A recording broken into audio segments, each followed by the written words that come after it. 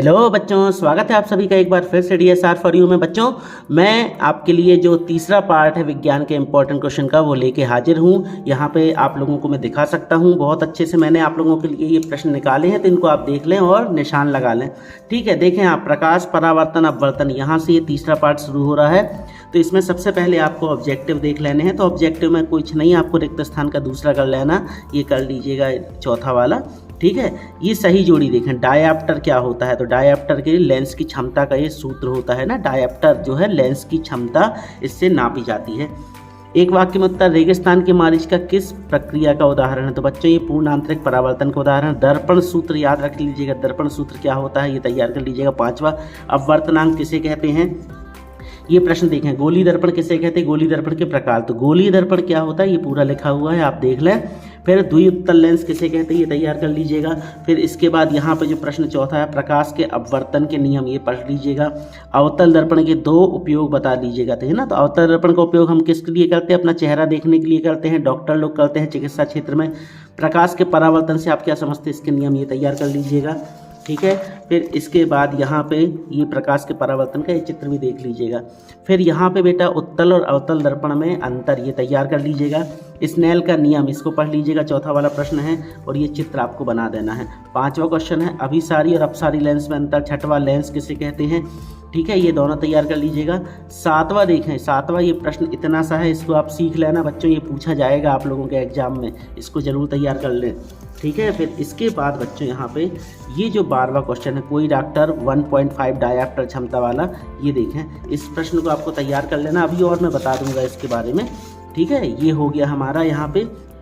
फिर इसके बाद इसी अध्याय को हम बच्चों यहाँ पे आपके सामने, ये परीक्षा अध्ययन है, इसमें भी देखेंगे हम। तो इस परीक्षा अध्ययन में हम देखें, इस अध्याय को देखें, इसमें मैं आपको बता दूं परीक्षा अध्ययन से कौन कौन से प्रश्न आए हुए हैं इसमें, इस अध्याय के लिए जो इम्पोर्टेंट है।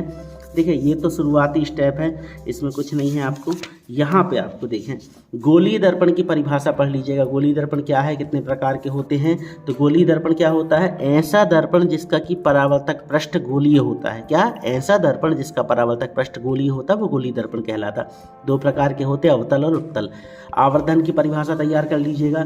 फिर इसके बाद लेंस की क्षमता का ये सूत्र तैयार कर लेना, और ये वाला 7वां क्वेश्चन है जी, ये दोनों तैयार कर लेना आप लोग, इसका स्क्रीनशॉट ले लें आप बहुत अच्छे से। फिर इसके बाद बच्चों ये प्रश्न नंबर 8वां, देखिए अभी भी मैंने आपको बताया था, ये 8वां और 9वां, ये दोनों प्रश्न इंपॉर्टेंट हैं, इनके चांसेस हैं, तो आप इनको बहुत अच्छे से सीख लें, तैयार कर लें। फिर इसके बाद बच्चों यहाँ पे ये प्रश्न 19, 20, 21, ये 3 प्रश्न आप लोगों को देख लेने हैं। अच्छे क्वेश्चन हैं, ये पूछे जा सकते हैं आप लोगों से। फिर इसके बाद यहाँ पे देखें, उपयोग, अवतल, उत्तल और समतल दर्पण के उपयोग। तो ये है अवतल दर्पण का उपयोग, पहला उपयोग ये लिखा हुआ है। फिर इसके बाद दूसरा उपयोग, तीसरा, चौथा, फिर उत्तल के ये हैं और समतल के ये हैं। आप देख लें, इसको अच्छे से तैयार कर लीजिएगा। फिर बच्चों इसके बाद इस अध्याय में आपको ये पढ़ लेना है, परावर्तन के नियम। परावर्तन के नियम ये हैं, आपतन कोण का मान परावर्तन कोण के बराबर होता है। आपतितकरण, ये पूरा पढ़ लीजिएगा आप लोग। ये चित्र, ये पूछा गया है बच्चों वार्षिक परीक्षा में एक बार, ये आयताकार गुटके से प्रकाश के अपवर्तन का आरेख, तो इसको आपको बहुत अच्छे से तैयार कर लेना है। फिर यहाँ पे आपका वो अध्याय 10 जो है वो खत्म हो गया। हम बात करते हैं अध्याय 11 की, मानव नेत्र रंग बिरंगा संसार। फिर से आ गए हम प्रश्न बैंक में। इंद्रधनुष बनने का कारण क्या है? तो इंद्रधनुष बनता है बच्चों वर्ण विक्षेपण के कारण। ठीक है, आकाश जो है वो नीला रंग से क्यों दिखाई देता है? तो ये दिखाई देता है प्रकाश के प्रकीर्णन के कारण। फिर 6वां देखें आप, वर्ण विक्षेपण। तो वर्ण विक्षेपण होता है बच्चों किसके कारण? प्रिज्म के माध्यम से होता है। 7वां है उत्तल लेंस, मानव नेत्र में उपस्थित लेंस कौन सा है? उत्तल लेंस। और 8वें का है रेटिना, मानव का नेत्र का वह भाग जिस पे वस्तु का प्रतिबिंब बनता है वो रेटिना कहलाता है। रिक्त स्थान देखें, ये पूरे रिक्त स्थान तैयार कर लीजिएगा। ठीक है, ये पढ़ लीजिएगा, आंख के रंगीन भाग को क्या कहते हैं? तो क्या कहते हैं बच्चों? आइरिस कहते हैं, याद कर लीजिएगा। सही जोड़ी, सही जोड़ी आप देखें, ये मिला लीजिएगा। आकाश का नीला रंग किसके कारण होता है? प्रकीर्णन के कारण, ये तो पता है, अभी बताया मैंने। तारे टिमटिमाते हैं, तारे टिमटिमाते हैं क्यों? वायुमंडलीय अपवर्तन के कारण। एक शब्द में उत्तर देखें, तो ये पूरे पढ़ने हैं आपको, एक शब्द में उत्तर, ये पूरे प्रश्न हो गए, इनके उत्तर ये लिखे हैं। देखें पहला क्वेश्चन ये तैयार कर लीजिएगा, दूसरा क्वेश्चन तैयार कर लीजिएगा, टिंडल प्रभाव। फिर यहाँ पे देखें तीसरा और चौथा, अंतरिक्ष यात्री को आकाश नीले की अपेक्षा काला क्यों दिखता है? फिर इंद्रधनुष किस दिशा में बनता है? ये पढ़ लीजिएगा आप लोग। इसके बाद बच्चों ये वाला प्रश्न, तारे क्यों टिमटिमाते हैं? तारे क्यों टिमटिमाते हैं बच्चों? प्रकाश के पूर्णांतरिक परावर्तन के कारण, इसको आप देख लीजिएगा। फिर छठवां, प्रिज्म द्वारा श्वेत प्रकाश के वर्ण विक्षेपण का चित्र, ये तैयार कर लेना, इंपॉर्टेंट क्वेश्चन है बच्चों। फिर आठवां तैयार कर लीजिएगा, वर्ण विक्षेपण। पहला क्वेश्चन, यहाँ निकट दृष्टि दोष क्या होता है? सबसे पहले तो बच्चों आपको ये पता होना चाहिए कि निकट दृष्टि दोष एक्चुअल में है क्या। तो निकट दृष्टि दोष क्या है बच्चों? ये देखें, निकट की दृष्टि, निकट की दृष्टि, फिर उसके बाद दोष। अगर आपसे पेपर में पूछा जाए कि निकट दृष्टि दोष क्या है, तो आप इसको क्या लिखेंगे? निकट दृष्टि दोष वह दोष है जिसमें मनुष्य को निकट की वस्तु तो स्पष्ट दिखाई देती है परंतु दूर की वस्तु स्पष्ट दिखाई नहीं देगी। निकट दृष्टि दोष में होता है बच्चों, निकट की दृष्टि होती है, उसके बाद दोष आ जाता है, मतलब पास का देखता है, दूर का नहीं देखता। नॉर्मली हम पढ़ते हैं निकट दृष्टि दोष, तो हम क्या सोचेंगे बच्चों कि निकट का दिखाई न देना वो निकट दृष्टि दोष, पर ये नाम के उल्टा है, इसको तैयार कर लेना। दूसरा क्वेश्चन, दूर दृष्टि दोष, इसको भी देख लीजिएगा। फिर तीसरा, स्वच्छ आकाश का रंग नीला क्यों होता है? चौथा, तारे क्यों टिमटिमाते हैं, ये पढ़ लीजिएगा, और ग्रह नहीं, ये पढ़ लीजिएगा इसको। फिर पांचवा है जरा दृष्टि दोष के कारण निवारण, इसका उपाय। अध्याय 11 हम यहाँ से परीक्षा अध्ययन से भी देख लेते हैं, इसमें भी देखें आप यही क्वेश्चन बन रहे हैं, निकट दृष्टि दोष, दूर दृष्टि दोष, ये जरा दृष्टि दोष, ये तैयार कर लीजिएगा आप लोग अच्छे से। फिर इसके बाद ये प्रश्न 7वां 8वां 9वां, इनको आप देख लीजिएगा अच्छे से, स्क्रीनशॉट ले लें। फिर 14वां, किसी अंतरिक्ष यात्री को आकाश नीले की अपेक्षा काला क्यों दिखाई देता है? क्यों दिखाई देता है? क्योंकि बहुत ऊंचाई पर रहता है अंतरिक्ष यात्री और वहां तक प्रकाश का प्रकीर्णन नहीं हो पाता, इसलिए उसको नीले की अपेक्षा काला दिखाई देता है। ठीक है। फिर यहाँ पे बच्चों ये वाला मानव नेत्र का चित्र, हालांकि प्रश्न बैंक में तो दिया नहीं है तो आना तो नहीं चाहिए, मगर परीक्षा अध्ययन में है और 2022 में भी आया हुआ है, इसलिए आप इसको पढ़ लीजिएगा। तारे क्यों टिमटिमाते हैं, इसका आपको वर्णन करना है, तो ये देख लीजिएगा आप लोग। फिर इसके बाद बच्चों यहाँ पे आपका ये प्रिज्म से होने वाले वर्ण विक्षेपण का इसका चित्र सहित वर्णन करना है, और ये रंग जो होते हैं उनका क्रम बताना है। तो रंग हो जाते हैं कौन कौन से? बैजानी ह पी ना ला, बैगनी, जामुनी, नीला, हरा, पीला, नारंगी और लाल, ये तैयार कर लीजिएगा। इसके बाद ये आखिरी प्रश्न आपका, निकट दृष्टि दोष किसे कहते हैं, इसका कारण दीजिए, और ये पूरा आपको बताना है ये कैसे हो जाता है, इसका निवारण के क्या उपाय है। ये हो गए हमारे अध्याय 11। अध्याय 12 की बात करते हैं जो है हमारा विद्युत। तो इसमें बच्चों सबसे पहले ऑब्जेक्टिव देख लें हम प्रश्न बैंक के। तो प्रतिरोध का मात्रक, तो प्रतिरोध का मात्रक क्या होता है बच्चों? तो प्रतिरोध का मात्रक होता है, यहाँ पे आपको देख लीजिएगा, प्रतिरोध का मात्रक होता है बच्चों ओम, सॉरी 1 मिनट, यहाँ पे है आ वाला, हाँ सही है, ओम होता है प्रतिरोध का मात्रक। ठीक है। फिर छठवा कर लीजिएगा, एक अश्व शक्ति में कितने वाट होते हैं? तो 746 वाट होते हैं। विद्युत धारा का मात्रक क्या होता है? एम्पियर होता है। प्रतिरोध का एसआई मात्रक, ये फिर से आ गया, यहाँ पे प्रतिरोध का मात्रक क्या हो जाएगा बच्चों? ओम हो जाएगा। 11वां है विद्युत धारा मापने का यंत्र, तो किससे नापते हैं? अमीटर से नापते हैं। विद्युत शक्ति का मात्रक क्या होता है बच्चों? यहाँ पे वॉट आएगा। ठीक है, ये हो गया। इसके बाद बच्चों रिक्त स्थान पूरे देख लेने हैं आपको, ये देखें पूरे रिक्त स्थान लिखे हैं, इनको आप अच्छे से देख लें, और ये हैं बच्चों इनके उत्तर भी यहाँ पे। प्रश्न उत्तर, विद्युत परिपथ किसे कहते हैं, इसकी परिभाषा तैयार कर लीजिएगा।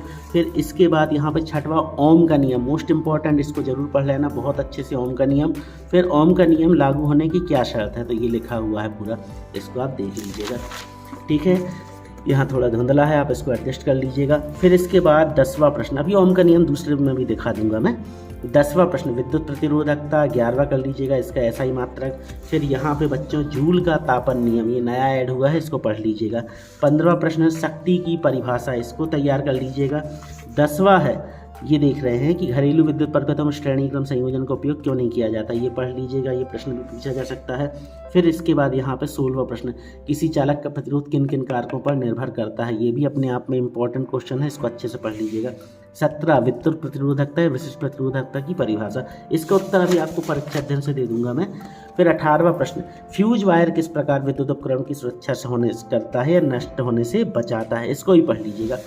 5वां क्वेश्चन, ये एक व्यंजक है, इसका उत्तर भी परीक्षा अध्ययन में दे रहा हूँ, बहुत अच्छा उत्तर है, और ये श्रेणी क्रम में संयोजित करने के स्थान पर ये वाला आप तैयार कर लीजिएगा। ये हो गए हमारे अध्याय 12। अब हम परीक्षा अध्ययन में इनके अच्छे उत्तर देख लेते हैं। ठीक है, यहाँ देखें प्रतिरोध का मात्रक क्या होता है बच्चों? ओम, अभी पढ़े हमने। विद्युत धारा का मात्रक एम्पियर होता है। ठीक है। फिर 5वां है विभवांतर का मात्रक वोल्ट मीटर। ठीक है, विभवांतर को किससे नापते हैं बच्चों? वोल्ट मीटर से नापते हैं, देख लें आप पूरा। फिर इसके बाद विद्युत धारा कैसे नापी जाती है बच्चों? अमीटर से। शुद्ध जल विद्युत का बच्चों को चालक होता, याद रखिएगा। जल तो विद्युत का चालक होता, पानी में करंट आ जाता है, मगर अगर प्योर वाटर है, शुद्ध जल है, तो उसमें करंट नहीं आएगा। एक अश्व शक्ति 746 वाट के बराबर होता है। विद्युत धारा का ऐसा ही मात्रक एम्पियर होता है। ठीक है, फिर इसके बाद ये तैयार कर लीजिएगा 6वां 7वां 8वां 9वां 10वां, इनके उत्तर ये लिखे हुए हैं नीचे, इनको भी आप मिला लें पूरे। ठीक है, परिभाषा देखें विद्युत विभव की, विद्युत धारा की, ये तैयार कर लेना दोनों परिभाषाएं। फिर इसके बाद विभवांतर की परिभाषा, ये आ गया बच्चों ओम का नियम, जो वहाँ पे आपको मिला था ना, इसका उत्तर यहाँ से आप पढ़ लीजिएगा, बहुत अच्छे से दिया हुआ है। विद्युत प्रतिरोध की परिभाषा ये कर लीजिएगा, विद्युत प्रतिरोधकता या विशिष्ट प्रतिरोध, ये भी मिली थी वहाँ पे, इसका उत्तर ये यहाँ से आप कर लीजिएगा, अच्छा प्रश्न है। विद्युत शक्ति की परिभाषा ये लिखा हुआ है। ठीक है, फिर इसके बाद यहाँ पे 15वां क्वेश्चन, विद्युत धारा के ऊष्मीय प्रभाव से आप क्या समझते हैं। 21वां क्वेश्चन, विद्युत धारा की मात्रक की परिभाषा। फिर इसके बाद बच्चों यहाँ पे आपका सीधा मिलेगा, ये प्रश्न छूट गया बच्चों, ये विद्युत प्रतिरोध को, ये चालक के प्रतिरोध को प्रभावित करने वाले 4 कारक, ये तैयार कर लीजिएगा, वहाँ मिला था ना हमें अभी प्रश्न बैंक में, तो इसको आप पढ़ लीजिएगा, ये पूरे 4 कारक ये लिखे हुए हैं। फिर ये वाला प्रश्न भी मिला था अभी प्रश्न बैंक में, इसको मैंने आपको दिखाया था, ये आप देख रहे थे शॉर्ट में था, तो यहाँ पे देखें बहुत अच्छे से दिया हुआ है, इसका आप स्क्रीनशॉट ले लें, इसको आप रेडी कर लीजिएगा। ठीक है, ये हो गया। जूल का तापन नियम यहाँ पे भी दिया हुआ है, आप चाहें तो ये वाला स्क्रीनशॉट भी रख सकते हैं, ये है पूरा जूल का तापन नियम।